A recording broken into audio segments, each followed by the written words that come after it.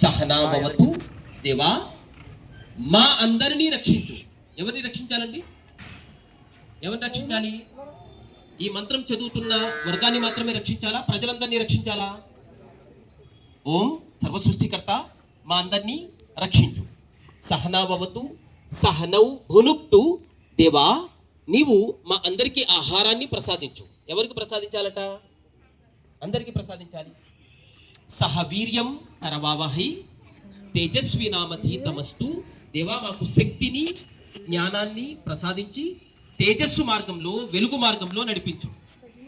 చివరి మాట అందరూ గుర్తుపెట్టుకోవాలి. ఇది మా విద్విషావహై, మా విద్విషావహై, మేము ఒకరినొకరు ద్వేషింపకుండుముగాక.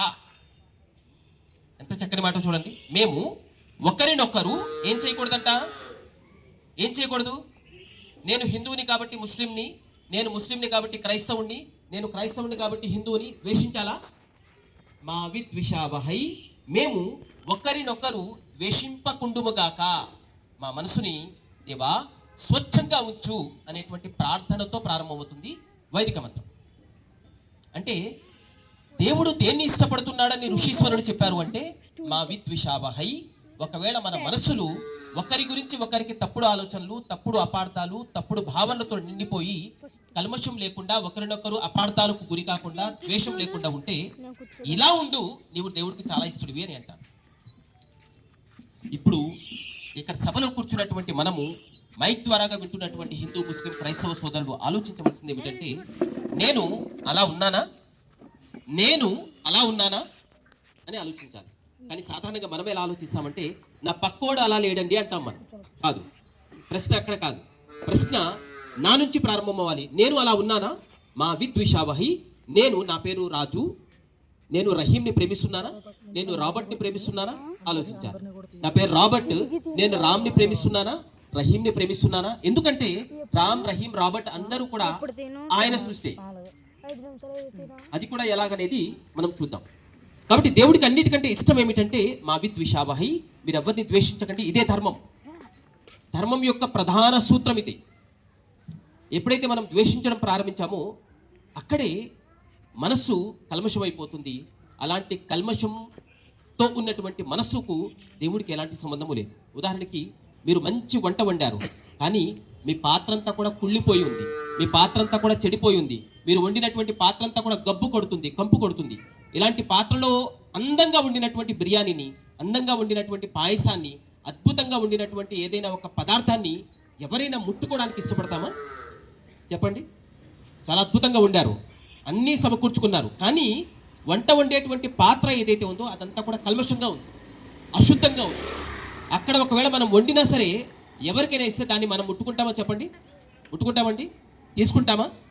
మరి మనమే మానవులుగా మనమే ఎంత ఆలోచిస్తుంటే, విశ్వ సృష్టికర్త అయినటువంటి ఆ స్వామి, ఆ దైవము, మనల్ని సృష్టించినవాడు, మనకు హృదయాన్ని ఇచ్చినవాడు, మన మనస్సుని ఇచ్చినవాడు, మన మనస్సంతా కూడా కుళ్ళుతో కల్మషంతో నిండిపోయిన తర్వాత కూడా దేవా మాకు శాంతిని ప్రసాదించు, దేవా మాకు ముక్తిని ప్రసాదించు, దేవా మాకు స్వర్గాన్ని ప్రసాదించు అని అంటే ఆయన మనల్ని స్వీకరిస్తాడా? కాబట్టి మనం ఖచ్చితంగా చేయవలసిన మొదటి పని ఏమిటంటే, హృదయాల్లో ఉన్నటువంటి కల్మషాలు దూరం చేసుకుని ఐక్యతతో ముందుకు సాగిపోవాల్సిన ఆవశ్యకత ఉంది. దీన్ని మనం ప్రధానంగా గుర్తించాలి. రెండవది, బైబిల్ గ్రంథాన్ని చూస్తే బైబిల్ గ్రంథంలో కూడా ఒక మాట ఉంటుంది. కీర్తన గ్రంథంలో 133వ అధ్యాయం ప్రారంభంలోనే ఒక మాట ఉంటుంది. సహోదరులు ఐక్యత కలిగి ఉండుట ఎంత మేలు, ఎంత మనోహరము అని అంటాడు. సహోదరులు ఐక్యత కలిగి ఉండుట ఎంత మేలు, ఎంత మనోహరము అని ఉంటుంది. సహోదరులు అంటే ఎవరు? సాధారణంగా బైబిల్ ప్రారంభంలోనే ఆది కాండమని ఉంటూ అక్కడ ఆదాంని, హవ్వ అని ఇద్దరిని పరిచయం చేస్తాడు. పరిచయం చేసి మీ అందరికీ మూలము అమ్మ, నాన్న వారే అని చెప్పి అంటాడు. ఇప్పుడు సహోదరులు ఎవరయ్యారు? మీ అందరికీ అమ్మ, నాన్న ఎవరు అంటే ఆదం, ఆది మొదటి మానవుడు, హవ్వ అతని యొక్క భార్య. కాబట్టి మీరందరూ కూడా సోదరులే అని చెబుతూనే ఇదే కాంటెక్స్ట్లో మాట్లాడుతూ సహోదరులు ఐక్యంగా ఉంటే ఎంత మేలు, ఎంత మనోహరము, ఎంత అద్భుతము అని చెప్పి అంటాడు.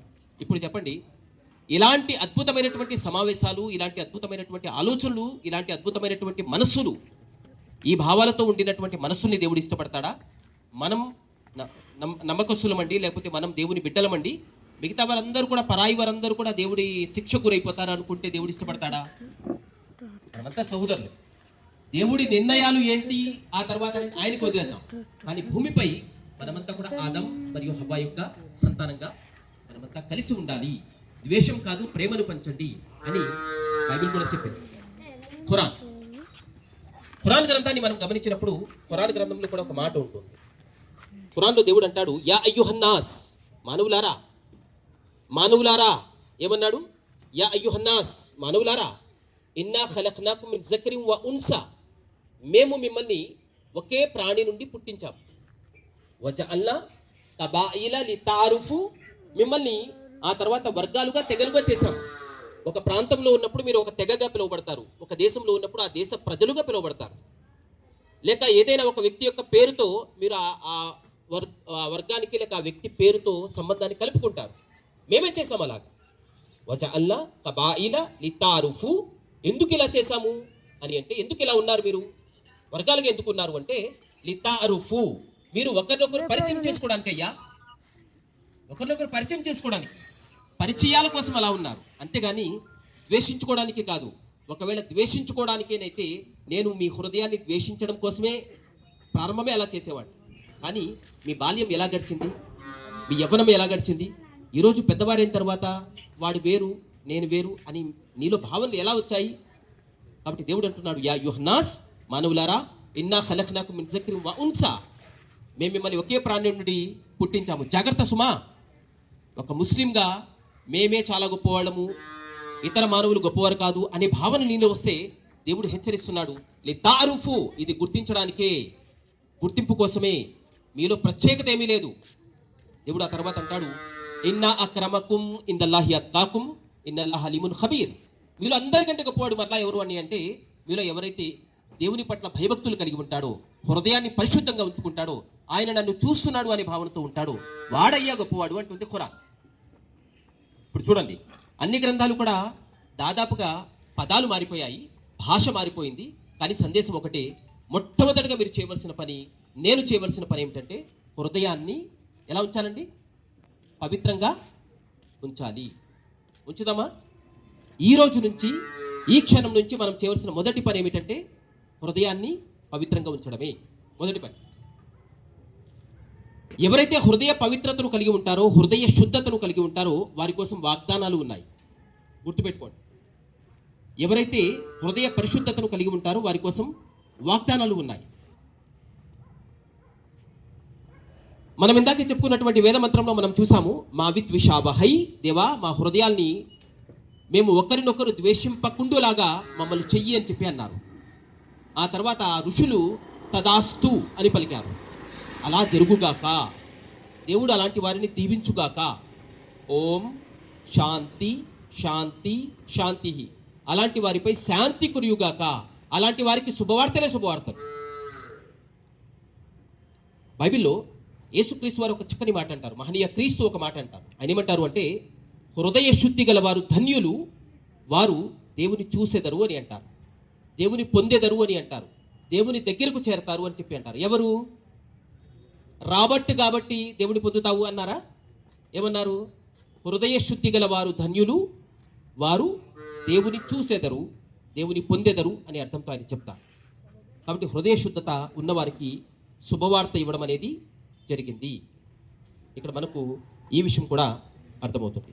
అదేవిధంగా ఖురాన్ కూడా ఇదే మాట మనం ఇందాక చూసాం. మీ అందరిలో గొప్పవాడు ఎవరు అంటే, ఇన్న అక్రమకుం ఇందల్లాహి అత్కాకుం, మీరు అందరికంటే గొప్పవాడు మీ వంశం బట్టో, మీ కులం బట్టో, మీ పేరు బట్టో, మీ భాషను బట్టో కాదు, మీ వస్త్రాన్ని బట్టో, మీ వేషాన్ని బట్టో కాదు. ఇన్న అక్రమకుం ఇందల్లాహ్, నిస్సందేహంగా అల్లాహ్ వద్ద గొప్పవాడు ఎవరు అంటే, మీరు భయభక్తులు కలవాడే. భయభక్తులు కలవాడికి శుభవార్త.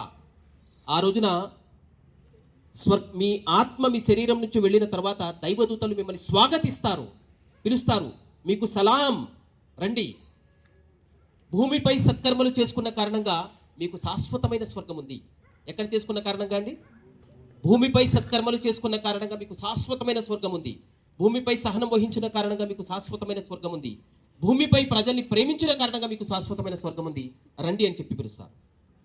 ఇలాంటి దేవునికి ఇష్టలైన దాసులుగా మనం ఉంటే గనక ఖచ్చితంగా మనమంతా కూడా దేవుని దృష్టిలో ఈ లోకంలో కూడా శుభాలను పొందేవారుగా ఉంటాము. పరలోకంలోనైతే ఎలాగో ముక్తిని, నిత్య జీవితాన్ని, జన్నత్తును మనమంతా ఖచ్చితంగా పొందుతాం. ఆశేలారా, మనం ఇంకొకటి గమనించవలసిన విషయం ఏంటంటే, సాధారణంగా మనలో ఒక చిన్న అపార్థం ఉంటుంది. అపార్థము ఎలాంటిదంటే, మనసులో